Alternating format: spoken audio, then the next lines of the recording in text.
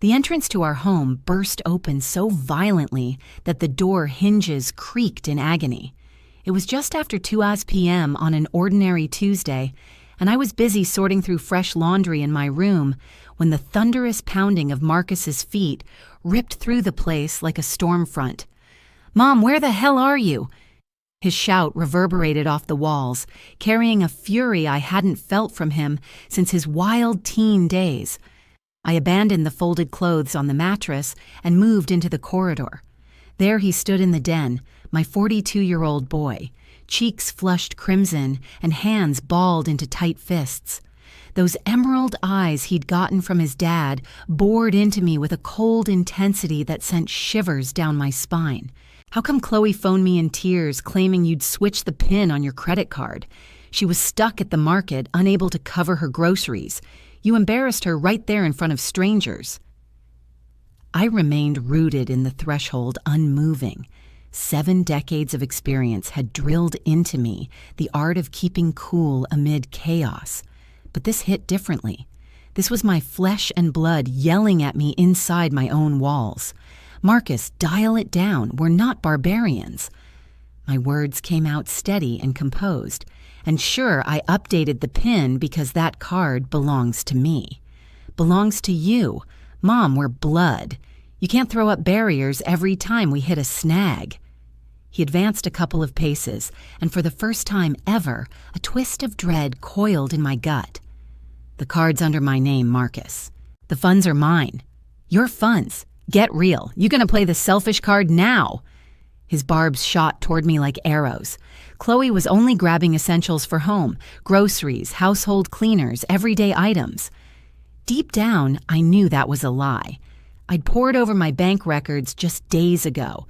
$200 vanished on cosmetics, $300 on outfits, $500 at some fancy eatery. Still, I held my tongue on that for the moment. "Look, kid, if there's something urgent you folks want cash for, we can hash it out maturely, but I'm not leaving my card unprotected for random access." "Random? You mean my spouse? You calling her random?" His tone spiked even higher. "She's your family too, your son's partner." I eased myself into my go-to recliner, the very spot where I'd nursed him 4 decades back. I had to hold it together, though every inch of me quaked inside. "Chloe's always got an open invite here, but my plastic isn't some communal pot." Marcus stalked the den like a trapped beast, his soles slamming against the oak planks with each stride. Sweat beaded on his brow, even with the cool air blasting. I can't wrap my head around this. You've poured out generosity all your days, bailing out anyone in a pinch, and now, when your closest kin lean on you, you're turning stingy.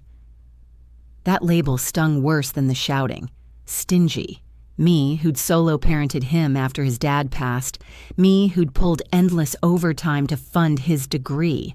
Me, who'd fronted the deposit for his place. "Marcus, you won't speak to me that way under my roof." "Fine. Then explain yourself properly. Why flip the PIN out of nowhere without a heads up?" I rose from the chair, ignoring the ache in my spine. I needed to stand tall for this clash, because I'd checked my accounts and spotted charges I never approved. Big sums draining out without my okay. "We cleared all that with you." "No, we didn't, Marcus." For the first time since barging in, he went quiet. His breaths came ragged and cords bulged along his neck against his deep complexion. "Chloe swore she checked with you every time she swiped it."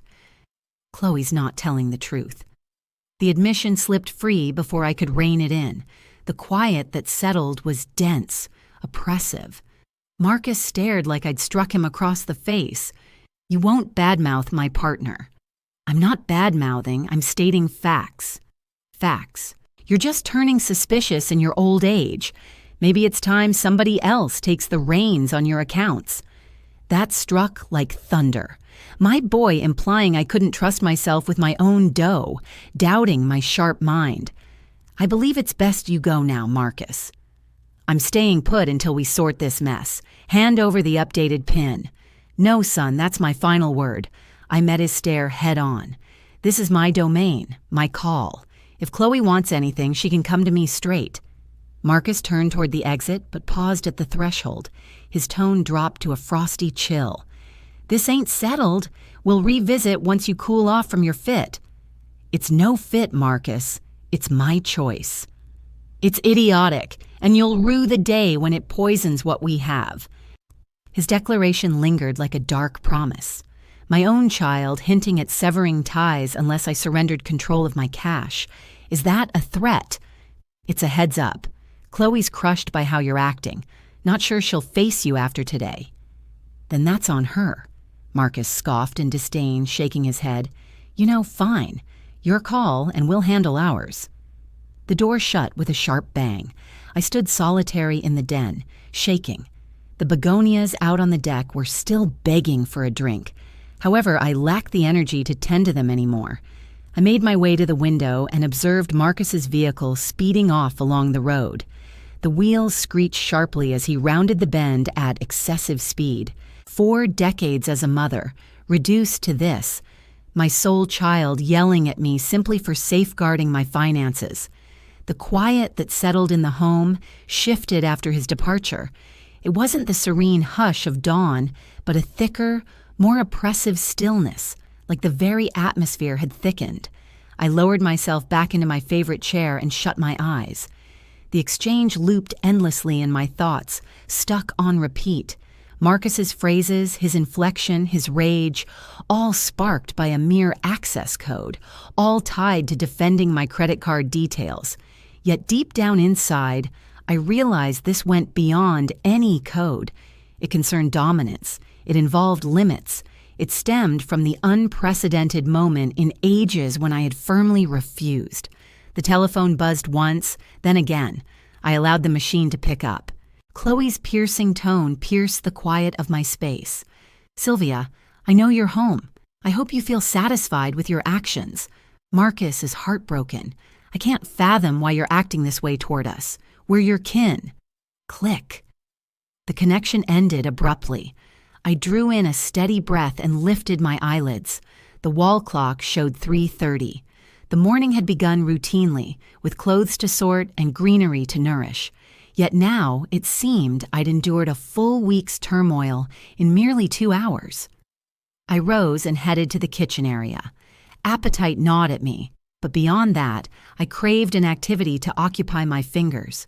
Preparing meals had long served as my sanctuary during tough periods. While skinning spuds for a belated midday meal, my mind fixated on Marcus's face. The fury in his gaze wasn't unfamiliar, but the chill was. It felt like he'd peered straight into my soul and concluded I merited no further regard. Still, that bright midday marked only the onset of the ordeal ahead. For 3 decades, my daily habits had fortified me. I'd rise at 6:00 a.m., brew coffee using the identical machine my late husband had gifted me, and inspect the garden foliage as the sunlight first touched the pavement. It formed a structured, foreseeable, secure existence. Following Robert's burial, with Marcus only 12, I discovered that order alone preserved our mental balance. Designated hours for eating, learning, sleeping, strict guidelines, and solid restrictions. That's how we molded a decent young man, I believed. Our 2-level residence had sheltered us for 40 years. Robert acquired it during my pregnancy with Marcus, financed through a mortgage we cleared across 20 years. Each space carried its own tale.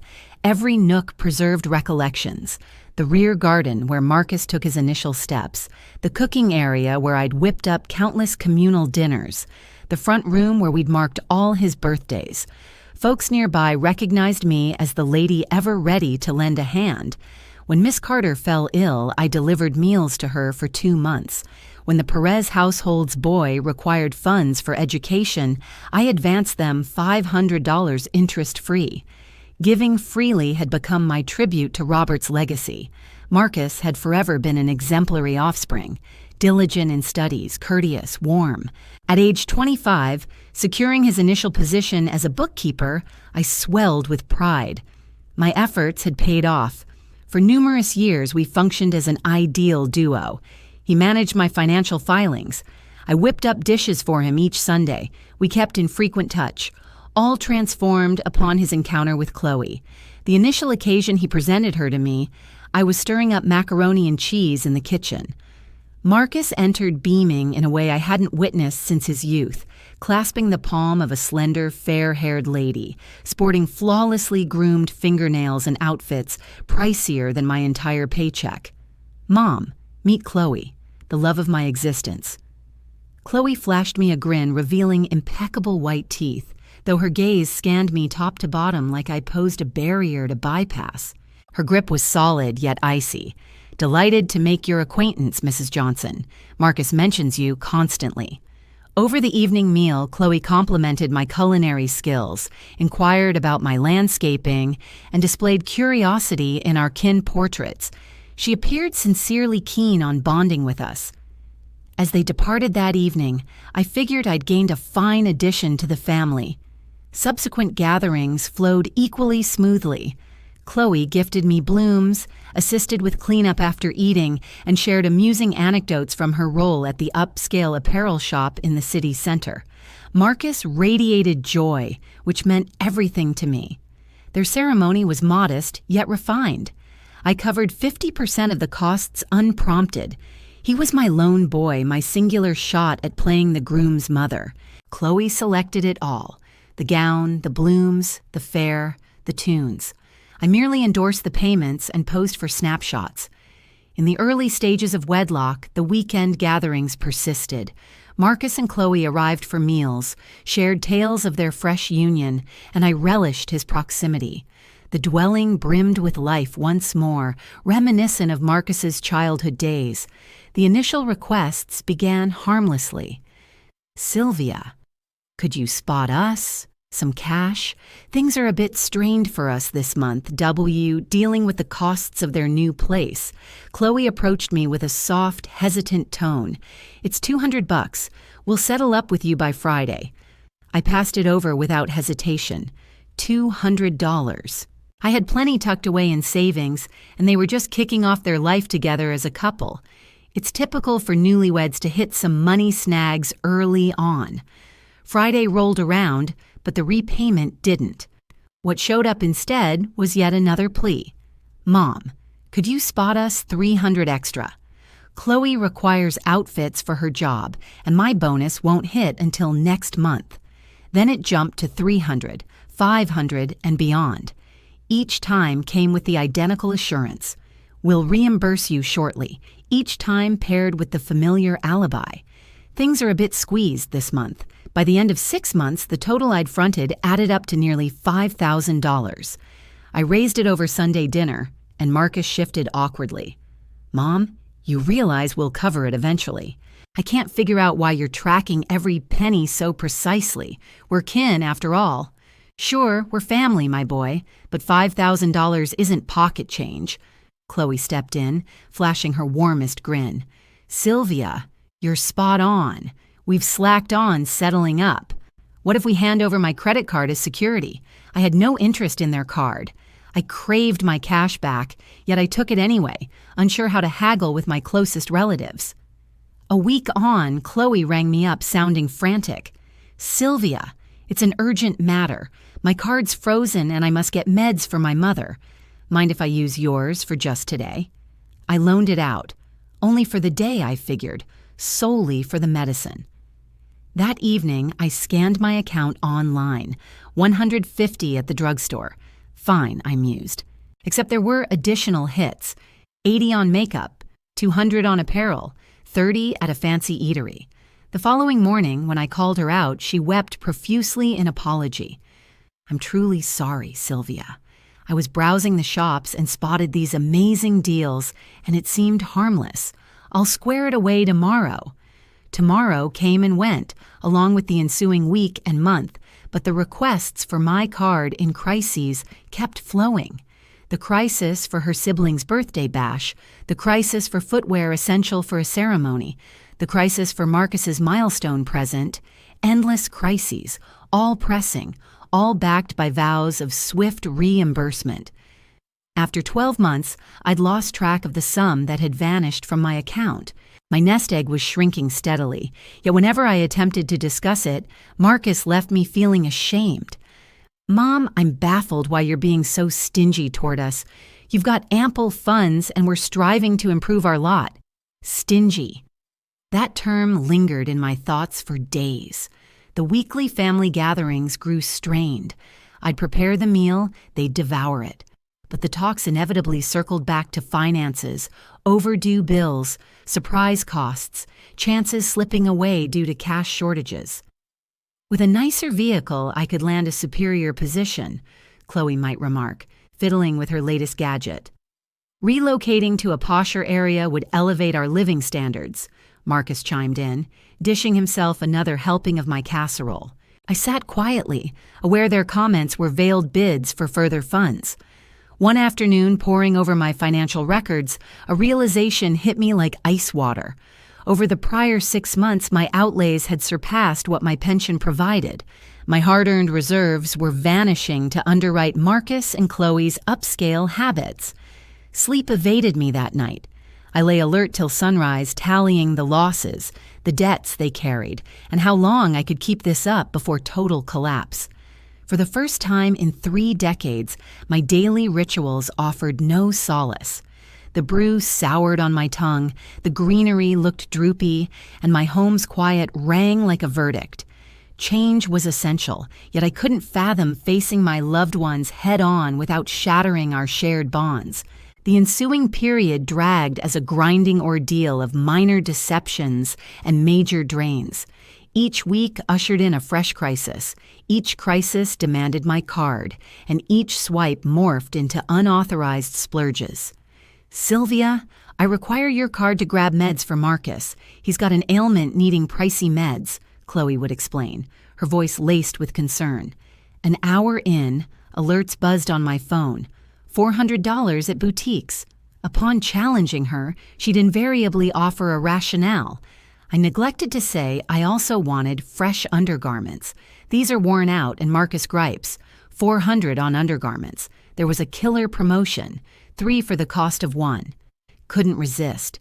Excuses abounded, reasons why the added spending was vital, smart or unavoidable. And I, who'd nurtured a straightforward child, now questioned my judgment. The family Sundays turned into budget audits. Chloe would show up with an unspoken roster of upcoming costs needing my backing. Marcus's relative is tying the knot soon. Will require fresh attire for the event. Marcus's relative. I recognized my boy better than anyone else. Being an only child, he treated his first cousin almost like a sibling. Marcus would just nod, eyes fixed on his meal. His quietness was starting to feel like agreement. I need $500 for a dress and shoes, Chloe went on.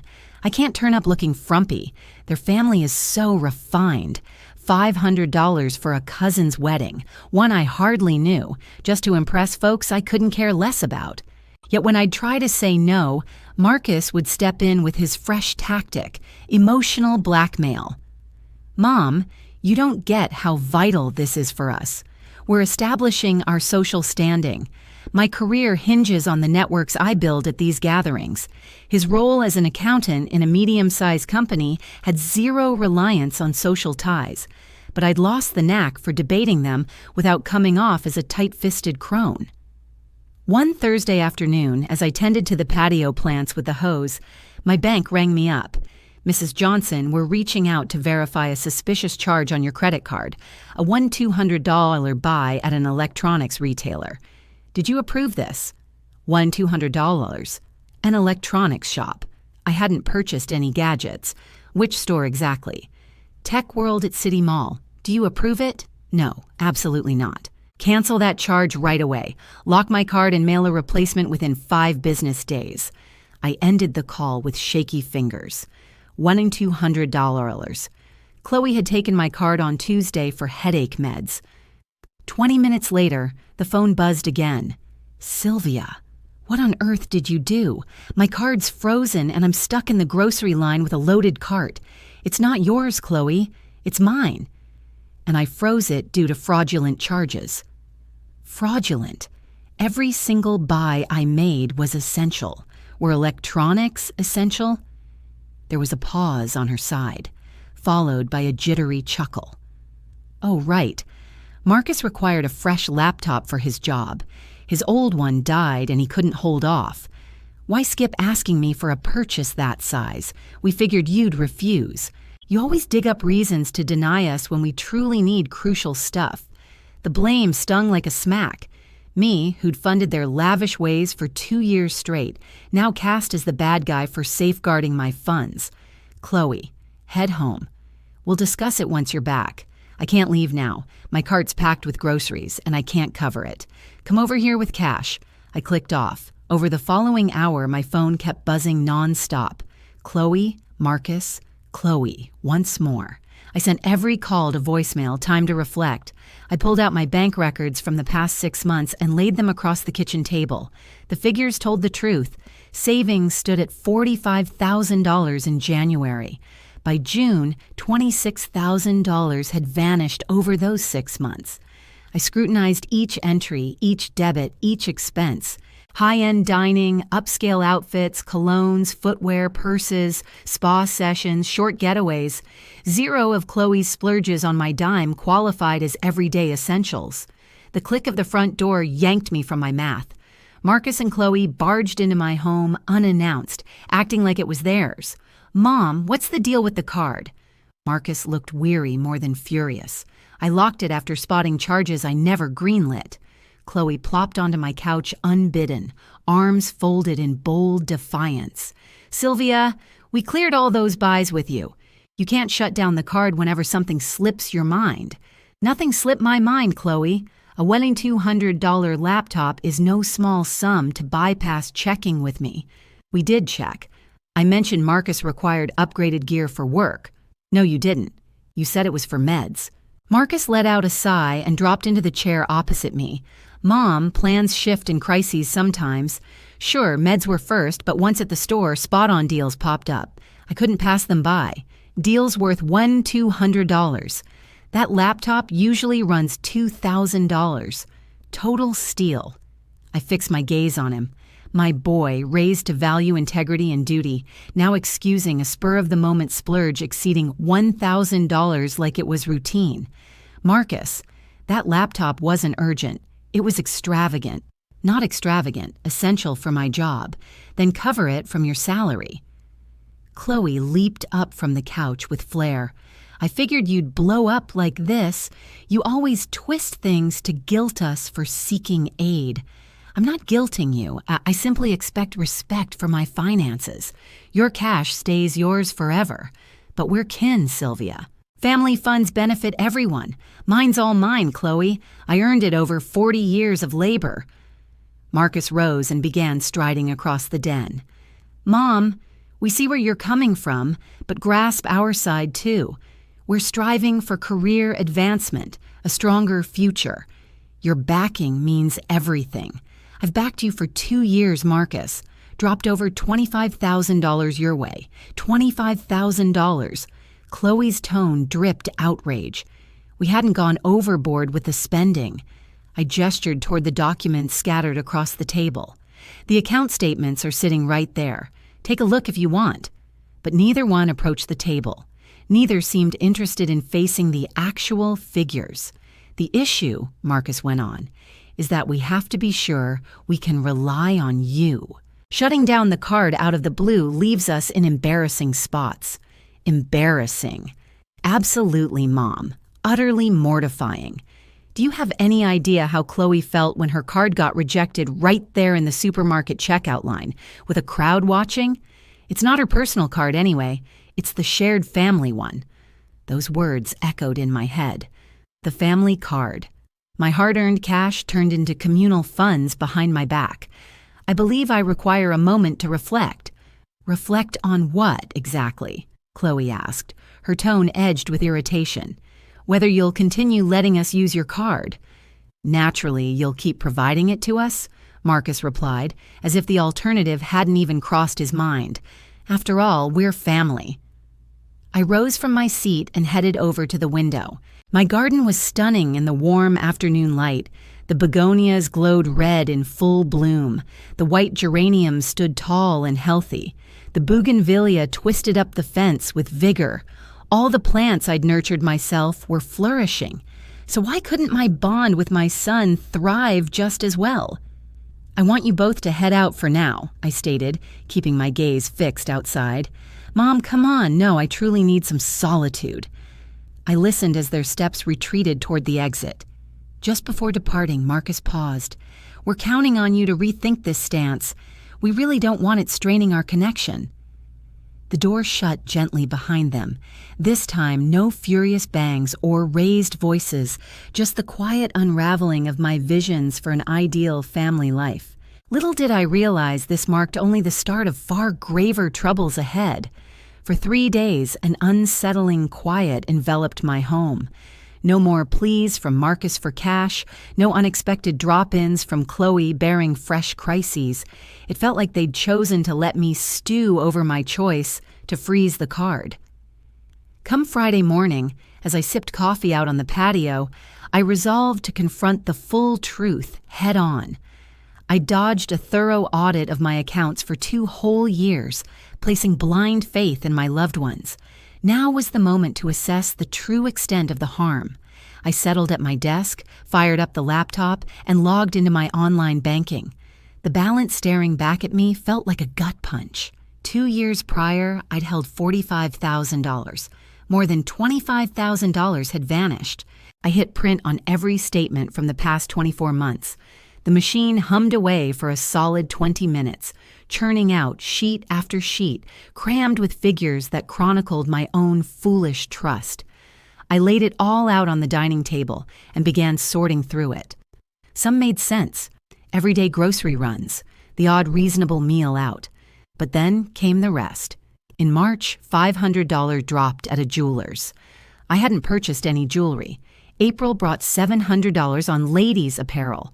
I don't own outfits that pricey. May saw $300 at a day spa. Spas aren't my scene.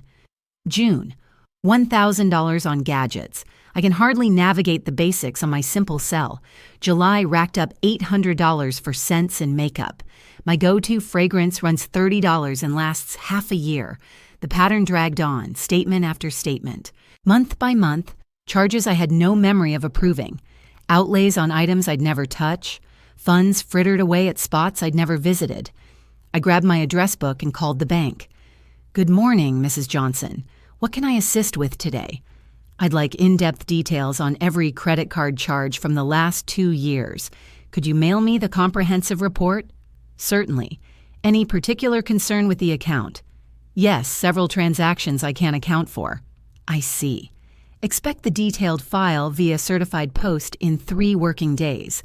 Also, I suggest verifying if others might have card access. Others, Chloe. Once I ended the call, I retreated to my bedroom and unlocked the safe containing my vital papers.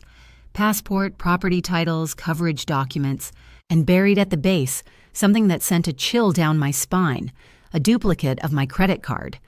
I lifted it with shaky fingers. It was a crisp copy of front and back, complete with the 3-digit CVV on the reverse. Scrawled in the corner, in Chloe's script, for emergencies, C. When had she photocopied it? When had she snuck into my space uninvited? How long had she been privy to my private finances? The phone buzzed. Chloe. Sylvia, how have you been? I've been thinking about you these last few days. Her tone dripped with honey, reminiscent of those early post-wedding weeks. It was the same sugary lilt she deployed when scheming. I'm doing all right, Chloe. Glad to know. Listen, quick favor. Do you recall your card security code? I'm shopping online without the physical card handy. Everything froze. She already had a duplicate, and here she was casually fishing for the verification number, like it was no big deal, like it was utterly routine. Where's my card right now, Chloe? Oh, I've got it, same as usual. You handed it over a couple months back for urgent needs, remember? I didn't. After handing over my card for what I thought was just a short-term thing, I recalled all those quick loans, one-off helps, and crisis fixes. Yet Chloe claimed I'd given her full ongoing access to it. Chloe, you have to give me my card back. Why? Something go wrong, I just need it on me. But Sylvia, what about handling urgent stuff? We'd end up pestering you each time something pops up. Yeah, you'll need to get my okay every single time. There was a heavy pause from her side of the call. Maybe we should discuss this face to face. I'm heading your way.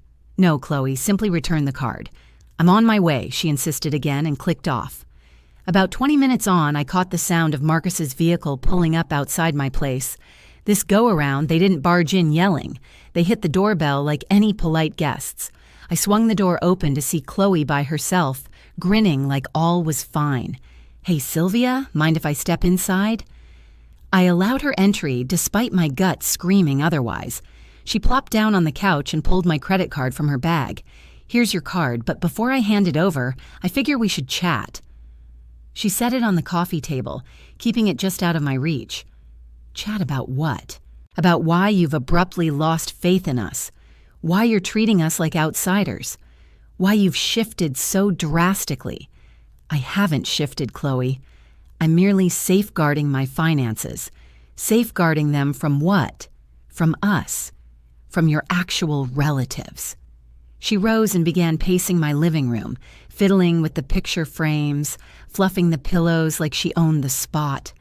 Sylvia, you realize Marcus and I care for you deeply. You know we'd never harm you on purpose. But recently, it feels like you view us as foes. I don't view you as foes. I simply want clear details on where my funds go. Clear details. She faced me with a hurt look. Don't you believe in my decisions? After 2 years wed to your boy, you still act like I'm an unknown. You're no unknown, Chloe, but my funds remain my own. She settled back down, inching nearer this round. Listen, Sylvia, I get that you're uneasy. It's expected. When ladies hit a particular stage in life, it's common to tighten up on cash matters. A particular stage. The words lingered like a veiled warning. What exactly do you mean? Oh, nothing negative, sure. Just that, occasionally, folks of advanced years fret over minor issues. They can turn a bit overly suspicious. Suspicious. That exact term Marcus had thrown out. Suspicious for insisting on managing my own card. Suspicious for suspecting your kin are taking from you. The phrase slipped from her lips so casually that it hit me slowly. Taking. She'd said taking. Where did taking come into this? You brought it up, Sylvia, through what you're doing. Freezing the card, demanding breakdowns, handling us like felons. If that's not calling us thieves, what is? I got up from the couch. I required some space from this exchange. Chloe, I just want my card returned. Sure thing, take it. She at last slid it my way. I grabbed it and slipped it into my shirt pocket. But Sylvia, she went on in a gentle tone, I hope you see this'll complicate matters for all of us. Whenever an urgent issue arises, we'll have to interrupt you. Whenever something presses, you'll need to make special efforts to assist. That's okay. I can manage. You certain. Emergencies can strike at weird times. They might need sorting when you're resting or stuck at home. Was this intimidation or merely pointing out real-life hassles? We'll deal with whatever comes up as needed. Chloe gave a slow nod. All right, if that's your choice. She got to her feet to go. I only hope you won't second-guess it once you witness how messy it all turns. I escorted her to the exit. Just before stepping out, she pivoted toward me. You realize the most heartbreaking bit here, Sylvia, that after 2 years of caring for you like my real mom, you now regard me as an outsider. That stings deeply. Her eyes welled up. For an instant, I nearly felt remorse. Nearly. I don't regard you as an outsider, Chloe. I see you as my son's partner, but not quite kin. You truly are kin, yet my funds are still mine. She dipped her head in sorrow and departed my home. That evening, sleep evaded me. Chloe's remarks echoed in my thoughts. Was I overreacting suspiciously? Is it typical for a 70-year-old lady to insist on overseeing her own cash? Or was I turning into a wary elder? I pulled out the duplicate of my card I'd discovered in my safe. I examined it beneath my nightstand light.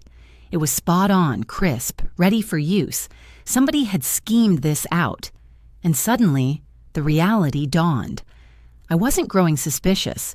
I'd been overly naive. But I had no clue the real trouble lay ahead. Come Monday morning, the bank's full statement showed up via registered post. 5 sheets detailing the deals that revealed the full tale of my $25,000 disappearance over 2 years. Each buy included a date, time, place, and sum. It felt as if I were peering into the journal of someone else's existence. Perched at the kitchen table with a mug of hot coffee, I started scrutinizing every entry. The discoveries left me gasping. Entries showed spending during hours when I was fast asleep, buys from shops I'd never stepped foot in, costs in towns I'd never set eyes on, and worst of all, ATM cash pulls at 3 a.m. How could cash come out at 3 a.m. while I lay in my own bed? I punched in Marcus's contact. I required answers before my imagination spun out dark scenarios I preferred to avoid. "Hi, Mom. Everything okay, Marcus? I've got a crucial question. Go ahead." "What's going on? Someone's been using my card when I couldn't have." A heavy silence stretched out. "Can you clarify?" "I mean, swiping it behind my back while I was right here at home. Mom, you okayed us borrowing the card for urgent situations, and urgencies don't always hit during business hours. Funds vanished from ATMs at 3 a.m. Ah, that was just once when we desperately needed cab fare after eating out. We stayed out late and were short on cash. Once." The statement lists 6 instances over the past 3 months. "Mom, I'm not about to document every crisis like we're kids reporting to you." His voice shifted to guarded and snappy. "Marcus, we're talking 6 $300 pulls totaling $1,800 in cash, all supposedly for valid needs. I can't grasp why you're acting like we're under suspicion all of a sudden. I'm not suspecting you of wrongdoing. I simply need to know where my funds went. Listen, Mom, we should hash this out properly. Chloe and I'll head your way. Marcus, wait." The call dropped before I could wrap up. I clutched the receiver, gut twisting. Another clash was the last thing I craved, yet it loomed unavoidable. As I awaited their arrival, I kept poring over the statement. One detail hit me like nausea. Dual charges hitting at once from separate spots. A tab at a high-end eatery coincided exactly with a splurge at a fashion outlet 12 miles off. No lone individual could pull off both at the identical moment, implying they'd duplicated my card further. 40 minutes on, Marcus and Chloe entered my home. No knock this round. They turned the spare key I'd handed over for crises long back. "Mom, talk time," Marcus announced, claiming a seat. Chloe appeared altered, not so appeasing, more resolute. She positioned herself opposite me, arms folded tight. "Sylvia, this has spiraled too far," she launched in. "Your doubts, your charges, your fixation on dissecting every dime. That's unhealthy. Wanting clarity on my own spending isn't unhealthy. Treating your kin like con artists is," Marcus cut in. I slid the bank print out across the surface. "Break this down for me." Twin buys, same instant, opposite ends. Marcus snatched the pages and scanned swiftly. "Which ones?" Friday, April 15th, $200 at Grand Table around 8 p.m. Simultaneously, $300 at Elegance Boutique. Chloe and Marcus swapped a fleeting glance. "That?" Chloe replied smoothly. I dined at the spot while Marcus grabbed me an unexpected present from the shop. We tapped both cards then to keep the secret intact. Both, yours and mine, Marcus clarified. Except mine jammed up that night, forcing me to lean on yours for the gift as well. The story rang scripted, overly slick. Yet evidence of deceit escaped me. How many duplicates of my card are floating around? Duplicates. Chloe looked truly puzzled. What duplicates? I pulled the photocopy from my safe. This one, bearing your script. Chloe examined it like a fresh revelation. Right, that. I whipped it up ages back to note the details if the real card vanished in a pinch. Problematic. Did you produce extras? Absolutely not. For what reason? To enable split-second spending across locations. Marcus rose abruptly. Mom, enough. We won't endure these claims any longer. They're not claims, Marcus. They're fair inquiries into my finances. They're fraud allegations. You're branding us thieves. I seek only answers. Chloe rose too, closing in on me. Sylvia, grasp how this wounds. Imagine your mother-in-law viewing you as a crook. Tears welled in her gaze, yet now they failed to sway me. I demand honesty. Honesty! You're veering into paranoia, Marcus barked. Truth is, each aid request from us paints us as felons in your eyes. Truth is, Chloe pressed on, voice trembling, we're pondering some space from you till you seek expert counsel. Expert counsel? Yes, Mom. Marcus eased a bit. I believe consulting a doctor would help. These shifts in your behavior, this suspicion, this lack of faith in your closest relatives, none of it feels right. My behavior hasn't shifted at all. I'm simply safeguarding my funds. It has changed, Chloe maintained. You used to be open-handed, affectionate, full of belief in us. These days you're wary, tight-fisted. You act poorly toward us. Tight-fisted for refusing to hand over $25,000. It was never just $25,000, Marcus objected. I pulled out every bank record and laid them across the surface. The figures are all laid out. Tally them up if you like. Neither one glanced at the documents. I refuse to join in this fixation of yours on tracking every single kindness you've extended our way, Marcus declared. Kindnesses. $25,000 counts as kindnesses. Exactly the kind a parent offers her child. That's how typical households operate. Typical households don't stash duplicates of credit cards. Chloe snatched the duplicate from the surface. Should I shred it? Would that ease your mind? She tore the sheet into tiny bits and dropped them onto the table. Done. Satisfied now. How many more duplicates exist? 0. I created no extras. Then account for those nighttime cash pulls. I've already covered the nighttime cash pulls. Marcus stepped closer and rested his palm on my arm. Mom, enough already. You're tearing apart our bonds over cash. I'm not the one tearing them. I'm just shielding them. Shielding from what? From your own kin. Shielding my assets. Your funds face no threat from us, Chloe murmured gently. Your funds are threatened by your choices. Do you realize how often folks your age squander their nest egg through poor choices? Poor choices such as believing in you two. Poor choices such as cutting ties with loved ones over unfounded fears. Marcus lifted his hand from my arm. Mom, here's my offer. Grant us one final opportunity to show we're deserving of your confidence. Let us handle your card for another month. If you're not fully content with our handling of the spending by month's end, we won't request funds from you ever again. Chloe bobbed her head eagerly. Brilliant plan. We'll demonstrate your faith is well placed. I gazed at them, my boy and his spouse, pleading for that final shot to reveal their integrity. It seemed fair. It echoed what everyday families might agree on. Yet a glint in their gazes revealed it wasn't truly a plea. It was an ultimatum masked as generosity. I require a moment to reflect. Reflect on what, Mom? On whether you believe in your family. On whether I'm erring here. Marcus exhaled deeply. Fine. Mull it over. But while you do, we'll create some space too. What do you mean by that? It signifies that pending your return to trusting us, we'll maintain distance. We can't keep enduring the criminal treatment during each encounter. They moved toward the exit. Just prior to departing, Chloe pivoted. I trust that upon rethinking everything, you'll see we're your sole support. Cash means nothing absent kin.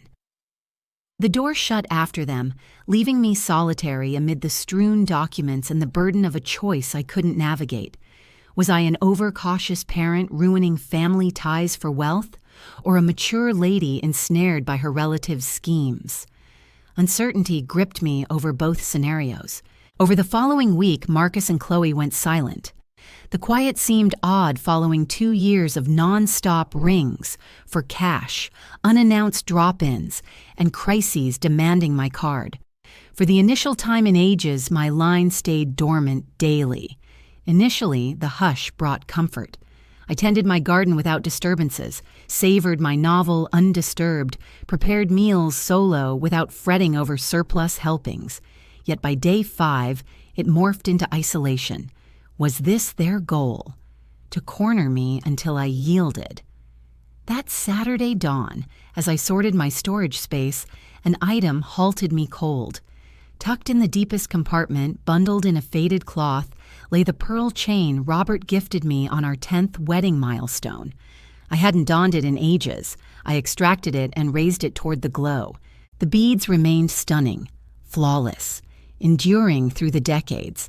Memories flooded back of the evening. Robert fastened it initially, his fingers quivering over the latch. "For the most resilient lady I know," he'd said, "a reminder of your true value." My value. When did doubts creep in? I chose to clasp the chain and step outside. I craved open air. I yearned for company. I sought proof that life stretched further than the mess with Marcus and Chloe. I headed to the Central Produce Bazaar where I'd sourced my greens for 2 decades. Mr. Garcia, who ran the produce stall, welcomed me with his signature creased grin. "Mrs. Johnson, delightful to spot you. Keeping well." "I've managed, Mr. Garcia." A tad anxious of late, but holding steady. Anxious over what? Your health, your family. He gave a knowing nod. Families can get messy. I've got 5 children myself, and everyone brings its own set of troubles. Have you ever sensed that your kids view you mainly as an ATM? Mr. Garcia paused in sorting the oranges and met my gaze squarely. "Mrs. Johnson, are you dealing with something along those lines? I'm not sure if I'm overreacting or if this is truly unfolding. Would you like some wisdom from a guy who's been around for 75 years? I agreed with a nod. When your gut is signaling that something's off, pay attention to it. A mom's intuition is always spot on. His advice lingered with me all the drive home. A mom's intuition is always spot on. Later that day, as I tended to the begonias with the hose, my phone buzzed. It was Marcus. "Hi, Mom. How's everything?" "Hi, son. I'm doing okay. How about you?" We've done a ton of reflecting. Chloe and I hashed out the entire matter and reached a decision. What kind of decision? That perhaps you're justified in seeking greater oversight of your funds, that we've probably been too lax with the money side of things. I was caught off guard. That wasn't the reaction I'd anticipated. I'm relieved to hear that, Marcus. Well, we'd like to suggest an alternative approach. Rather than handing over your card, how about providing us with a set monthly sum, like a stipend? That'll let you track precisely what you're contributing and we'll have a clear budget to rely on. A stipend. Yeah. A figure you deem fair for our costs. We figured around $2,500 per month. $2,500 per month. That's $18,000 annually for what they saw as essential outlays. Marcus, $2,500 is quite a sum. It's actually below our typical spending over the last few months. We viewed it as a means to trim costs and grant you better oversight. Why $1,500 monthly when you both have jobs? Because we're aiming to advance our careers. We require suitable attire for the office. We must uphold specific social expectations. We need to put resources toward our prospects, and our paychecks fall short. Mom, our earnings just scrape by for rent and groceries. Anything beyond that calls for extra support. Then perhaps you ought to scale back your spending. Silence stretched out. Are you expecting us to act like paupers? I want you to manage within your budget. Our budget factors in a mom who can assist our progress. I can't fathom why you're now pushing us to fend for ourselves when you could smooth our path. Because those aren't my paths, Marcus. They're yours. We're kin. My world and yours are intertwined. His voice had shifted. The talk was drifting back to old ground. Marcus, I won't commit to $1,500 monthly. What amount then? 1,000. I'm unsure. I have to mull it over. Take your time pondering, Mom. We've waited a week for your input, and I've been footing bills without restraint for 2 years. I require a moment to figure out next steps. You know what? Drop it. Scrap the idea entirely. Marcus, Wait, no, Mom. We're done pleading for your aid.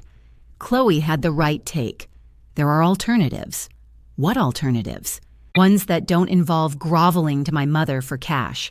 He ended the call before I could reply. That evening, sleep evaded me. What did he mean by alternatives? What was on Marcus's mind? Come Monday morning, the truth emerged. I was midway through breakfast when a knock sounded at the door. A young fellow in a suit carrying a briefcase stood there. Mrs. Sylvia Johnson. That's me. I'm Mr. Roberts from Hazen Associates Law Firm. Your son, Marcus Johnson, has engaged us to assess your cognitive and monetary competence. It was like the ground vanished under me. Pardon? Your son worries about your psychological state. He claims you've displayed paranoia, disorientation, and impulsive choices. He's pondering starting a court procedure for guardianship of your assets. Guardianship. Yes, ma'am. It's a legal step where a judge evaluates if you're fit to oversee your own finances or require another party to step in. Someone such as my son. Precisely. I collapsed into the armchair, my knees buckling. What steps should I take to protect myself? For starters, get your own attorney. Next, seek medical evaluations to confirm your mental sharpness. Finally, compile proof of your sound financial stewardship. How much notice do I get? If they push forward officially, you'll get a formal notice granting 30 days to reply. He departed, abandoning me to the shock that my son was eyeing legal seizure of my funds, my own flesh and blood. That afternoon, I reached out to my neighbor, Alma Davis. We'd been acquainted for 15 years, though never close confidants. Even so, I craved a sounding board, and she always struck me as level-headed. Alma, can you stop by? I could use your counsel. Sure thing, Sylvia, on my way. Once she got there, I laid it all out. The loans that turned ongoing, the credit card they never returned, the unauthorized spending, the risk of court-appointed oversight, the whole mess. Elma sat quietly, offering occasional nods without a hint of criticism. You realize what I believe, Sylvia. What? I believe your boy and his spouse are deliberately controlling you, and since you've started pushing back, they're ramping up with harsher methods. You reckon they're pulling my strings? Absolutely. And I'm convinced you're far from the only senior lady facing this. What's my next move? Use every legal avenue available to resist. Don't allow them to strip your funds or your self-respect. But what if I end up estranged from my son? Elma grasped my hands gently. Sylvia, you've already lost him. The Marcus you nurtured, the one who honored you, the one thankful for your hardships, that version is gone. Now you're dealing with an outsider eyeing your cash, ready to label you unfit just to claim it. Her statement hit me like a punch to the gut, yet it also felt freeing. She was spot on. My son had vanished long ago. Do you know a solid attorney? I know the top expert in town for situations like this. He's Vincent Harris, focused on shielding seniors from relatives' monetary exploitation. Vincent Harris. That name stuck with me. Could you share his contact? Better yet, I'll join you at his practice tomorrow. That evening, after weeks of tossing and turning, I finally rested easy. Not because the troubles vanished, but because I'd resolved to stand my ground. My son had picked wealth over our bond. Now I'd select my pride over him. Come Tuesday morning, Elma joined me at the legal firm in the city center. Vincent Harris was a fellow in his 60s, sporting silver locks, sharp gaze, and a soothing manner that instantly built trust. Ms. Johnson, walk me through precisely what's occurred, he instructed, jotting on a legal pad. I detailed it all from the start. The unreturned loans, the secret credit card charges, the illicit duplicates, the odd-hour cash pulls, and ultimately the warning of guardianship proceedings. Have you got records for these dealings? I've gathered every bank record plus the comprehensive summary I obtained recently. Perfect. Did you ever grant your son or his partner ongoing permission to access your card via signature? Absolutely not. Did you approve them duplicating your card? No way. Vincent paused his notes and met my eyes squarely. Ms. Johnson, this paints a clear picture of familial economic mistreatment. It's criminal, and civil remedies exist to reclaim your assets. How often does this occur? Far more than folks realize. It hits elderly females with nest eggs hardest, those who rely on kin who slowly siphon their wealth. What's our plan? Initially, we'll block the guardianship action. Next, compile ironclad proof of the economic wrongdoing. Then, retrieve your funds. Finally, ensure it can't recur. Relief washed over me. After months, I at last had an ally who grasped the full scope. What's the price tag? My rate is $3,000, a worthwhile outlay to reclaim $25,000. I inked the agreement right there. In the following days, Vincent and his staff labored diligently. They pulled surveillance videos from shops where my card appeared. They traced digital trails for web buys and cataloged each illicit move. Their discoveries exceeded my worst fears. Ms. Johnson, Vincent explained at our follow-up session, beyond the unauthorized card use, they've forged credit lines with your details. Forged credit lines. Indeed. 3 extra cards, all under your name, delivered to your son's place. The bills reveal nearly $15,000 more in hidden charges, $15,000 in unknown obligations. My pulse quickened. How could that happen? They possessed your vital data, Social Security, birth date, account details. Armed with that, securing online credit is straightforward, so I'm liable for it, not at all. We'll challenge those as ID theft, but speed is key. Later that day, Vincent escorted me to submit fraud alerts to the major credit bureaus. We lodged a police report, too, for ID fraud and economic harm. What's next? Your son gets notice of the debt challenges and the charges filed. Expect outreach to negotiate. Negotiate. They'll push you to withdraw complaints for vague repayment vows. Consult me before agreeing to a thing. He nailed it. Friday evening, my cell buzzed. Marcus calling. Mom, what's going on? His tone was altered, panicked, pleading. I've safeguarded my accounts, son. We received a legal notice. They're charging us with scams over your scams. We never engaged in any deceit. We're your relatives. All our actions were done with your awareness. No, Marcus, that wasn't true at all. Mom, you need to withdraw those accusations. They'll destroy our futures. You've already shattered mine. I beg you. We'll repay every cent. Just let the charges go. How exactly do you plan to return $25,000 to me? We'll find the funds. We'll secure a loan. We'll offload possessions. We'll do anything necessary. And don't forget the $15,000 on credit accounts you created using my identity. Silence stretched across the phone line. How did you learn about those accounts? Because I brought in an attorney, Marcus. Because I delved into your actual deeds, Mom. Those accounts were meant for genuine crises. Chloe required costly healthcare procedures, healthcare expenses at fashion outlets and high-end eateries. Not every transaction was wasteful. Every single one was fraudulent.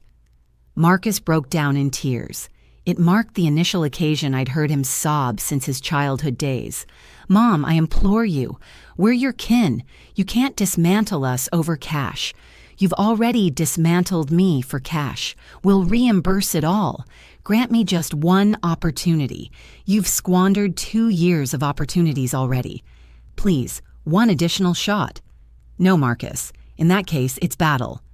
His tone shifted entirely. The sobs morphed into icy detachment. Battle. If you refuse to abandon the accusations, we'll advance with the custody claim.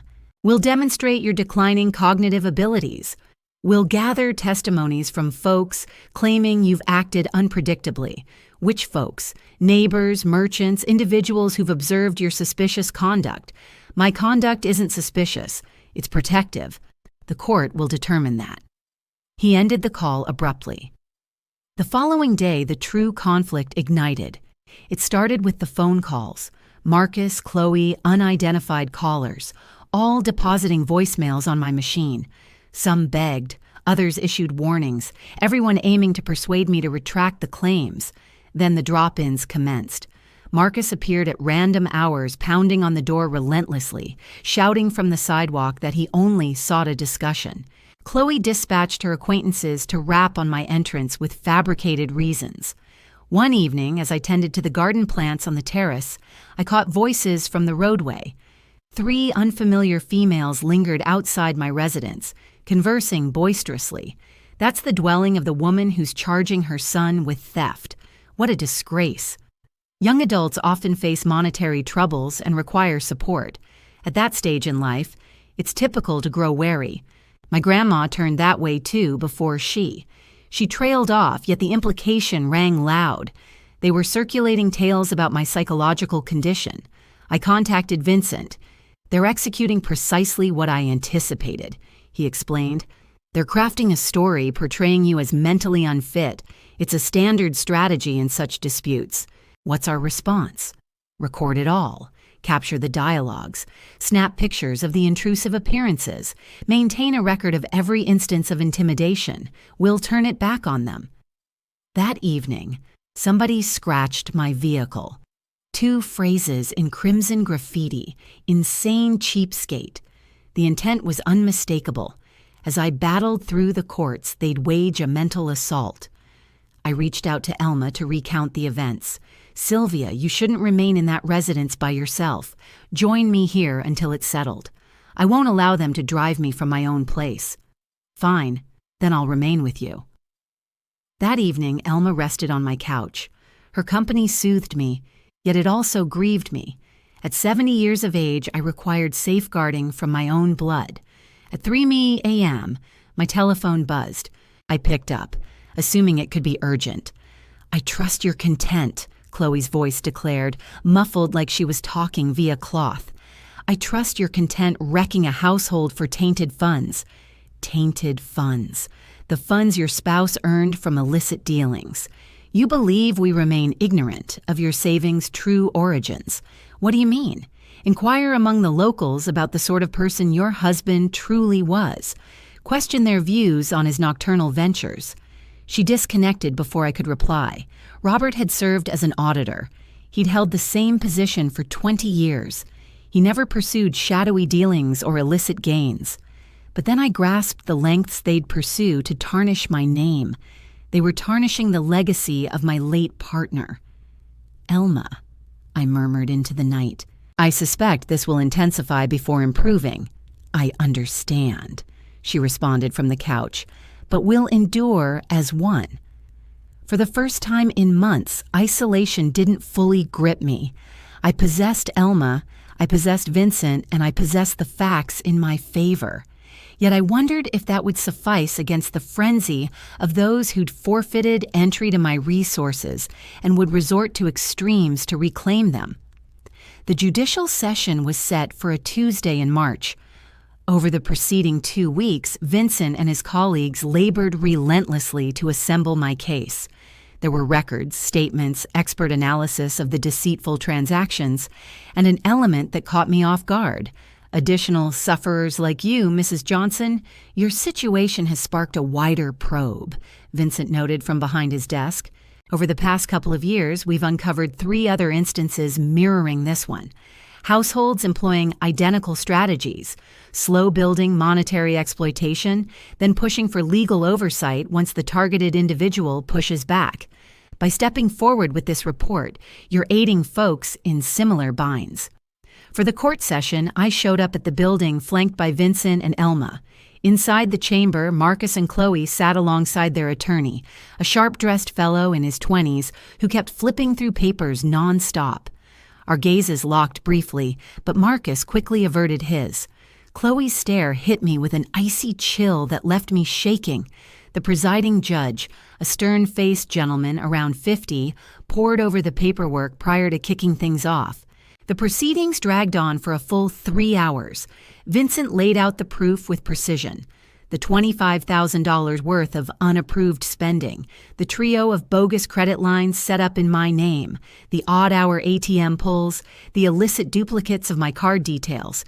Each deal came backed by records of the exact date, hour, spot, and sum involved. The defense from Marcus's counsel attempted to claim it was all okayed by word of mouth, that I'd greenlit access to my money details, and that my legal actions stemmed from age-induced foggy thinking. To back this, He brought forward statements from a pair of witnesses who'd apparently spotted shifts in how I acted. Yet Vincent sprang a crushing counter. He'd secured video from surveillance cams at various shops where my card got swiped, footage plainly capturing Chloe at the registers when I was meant to be tucked away at home. On top of that, call logs revealed I'd been chatting via my house phone at the exact moments of some transactions, proving I couldn't have been there in person. The knockout punch arrived via my longtime physician, Dr. Paul Rodriguez, who'd treated me for 15 years. Under oath, he affirmed that my checkups and brain scans from the recent 2 years indicated sharp cognition suited to my years, free of any deterioration, memory loss, or issues impairing sound money choices. As the judge called on me to speak, I rose on unsteady knees, yet spoke steadily. I recounted the origins, minor borrowings that went unpaid, their creeping grip on my credit access, the secret cloning of my card, and the warnings they issued once I moved to safeguard my accounts.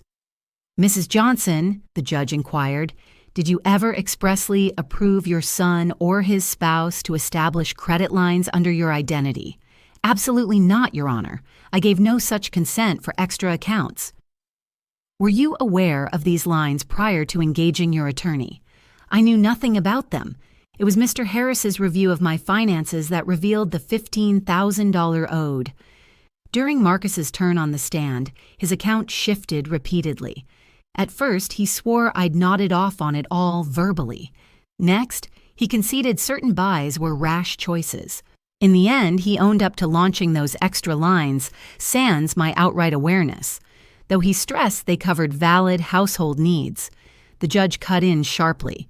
"Mr. Johnson, no matter your motives, launching credit in someone else's name, minus clear permission, amounts to identity theft, a serious violation under federal law."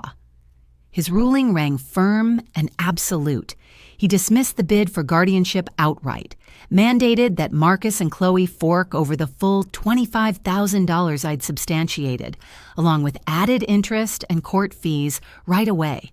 He further directed the swift shutdown of those 3 sham accounts and the scrubbing of that liability from my credit report. To top it off, he slapped on a no-contact directive barring them from reaching out to me personally for 12 months, with all dealings routed via legal reps. "The conduct on record here," the judge pronounced, "outlines a deliberate scheme of domestic economic mistreatment. The facts irrefutably prove Mrs. Johnson's full mental sharpness, and her steps to shield her assets were rightful and essential. This guardianship claim holds no water. It seems designed as a scare tactic to keep illicit hold on the claimant's funds." Exiting the room, Vincent clarified that reclaiming the funds might stretch over several months, though the decree bound them to start disbursements at once. Non-compliance would invite fresh penalties for defying the bench. That evening, amid the peace of my living room, I settled into my go-to chair with steaming tea in hand, gazing through the pane at the yard. The red begonias burst in vibrant color. The white geraniums stood tall and healthy. All the things I'd nurtured with such tenderness were still flourishing. After 2 full years, my finances were finally secure. My home stood safeguarded. My destiny rested firmly in my grasp once more. Yet amid this wave of ease, a profound sorrow settled in. I'd prevailed in the courtroom fight. I'd reclaimed my funds. I'd upheld my self-respect. But I'd forfeited my child. The Marcus I'd brought up, the infant I'd nursed right there in that worn armchair, the adult I'd backed through countless trials. That version of Marcus had vanished for good, supplanted by an unfamiliar figure who'd eagerly labeled me unstable, just to get at my savings. The scales of justice had tipped in my favor, yet a mother's anguish lingered unbroken. Half a year following the trial, my days had settled into a fresh rhythm. The mandated reimbursements from the judge showed up right on schedule each month, steadily rebuilding my savings. Even better, I'd regained my inner calm. Vincent diligently oversaw Marcus and Chloe's adherence to the ruling. In the midst of that prolonged legal grind, our chats had grown to encompass far more than just case details. I learned he'd been widowed for 5 years, that his 3 grown kids resided in distant towns, and that we both cherished tending to plants. "What's your secret for making those bougainvilleas bloom so vibrantly?" he inquired one sunny afternoon as we pored over the newest remittance papers out on the terrace. "Steady attention and endless patience," I answered. Much like any truly rewarding pursuit, his drop-ins grew more regular and decidedly warmer. He'd show up citing some paperwork to discuss, only to linger over a cup of coffee, chatting about literature, current events, recollections from our wedded lives, and dreams ahead. He let me know I mattered, not for my wealth, but for the woman I truly am. On a crisp October Sunday, as we savored tea alongside fresh-baked treats, Vincent clasped my hand. "Sylvia, these past months alongside you have brought me more joy than anything since my wife's passing. You've restored my faith that life holds beauty even now in our later chapters. And you've reminded me that kind souls are out there, ones who seek no gain from me. Is it absurd for a 62-year-old attorney to ponder romance with his 70-year-old client? It feels utterly delightful that a 70-year-old lady is experiencing those giddy flutters again, like back in her youth." 6 months on, we tied the knot in a cozy, private gathering. Just us two, with Elma standing by as my attendant, Vincent's sibling for him, and the officiating judge. Its unadorned charm made it ideal. Vincent settled into my place, hauling along his legal tomes, his greenery, and a serene delight that warmed every corner. We collaborated to transform Robert's old office into a joint reading space. We teamed up to sow fresh blooms in the yard. We established daily habits that sparked contentment for us both. Come evenings, as I prepared meals, Vincent tackled Bono cases, aiding fellow seniors exploited by relatives' greed. My ordeal had inspired his focus on it, and he derived real fulfillment from shielding the defenseless. Each success I secure upholds the worth of every individual, he'd share with me. Marcus reached out once, half a year into my union with Vincent. The call came one lazy afternoon. His tone carried exhaustion and surrender. "Mom, I realize direct contact isn't allowed, but I had to reach out. Marcus, you understand we can't converse like this. I simply need to express my regret. Chloe and I are splitting up. She ran off with someone else, grabbing all we'd scraped together post-trial. Now I'm alone, broke, wifeless, motherless, because I chased her schemes." A sharp twist of parental ache hit me, but I wasn't the pushover she'd duped for 2 years anymore. "Marcus, I regret your hardship truly, yet choices carry weight. Could you find it in you to pardon me?" "I've pardoned you already, my boy, but pardon isn't erasure, and it sure doesn't erase the past or rewind to old ways. Perhaps down the line we could forge some connection, once you've proven real growth, beyond just scraping for cash anew." That marked our final exchange. Word from acquaintances reached me that Marcus had relocated to a new town, taken a humble position, and was laboring to reconstruct from the ground up. Deep down, as the parent I'll remain, I wish for him to someday embody the son I'd envisioned. But I refuse to linger in limbo. I won't pause my existence betting on another's reform. These days, my world brims with Vincent. We journey afar. We delve into books side by side. We nurture our plot of earth. His offspring stop by during town visits. We've crafted a bond rooted in shared esteem, sincere warmth, and the pure pleasure of spending our twilight years with a partner who cherishes us. At 72, I've come to see that reclaiming your worth knows no deadline. Refusing comes when it must. Renewal awaits whenever you're ready. I shed a fortune and my sole child along the way, but I acquired something far more precious-y. My independence, my dignity, and the opportunity for genuine romance during the most surprising chapter of my journey. Each day I rise in my very own home, my funds secure in my personal bank, alongside a partner who cherishes me for my true self, beyond my possessions. It's a triumph far more rewarding than I could have dreamed. Experience showed me that occasionally, to acquire it all, one must first risk forfeiting it all. Enjoy my tale. And from what town are you tuning in? Join me below in the discussion. Should the narrative resonate with you, show your backing with a super thank, you helping me share additional tales just like it. Many thanks for your kind encouragement. I eagerly await your thoughts on the account. Check the display for a pair of fresh personal journeys that come with my strong endorsement. My page holds plenty more. Remember to hit subscribe. Catch you for the upcoming real-life adventure.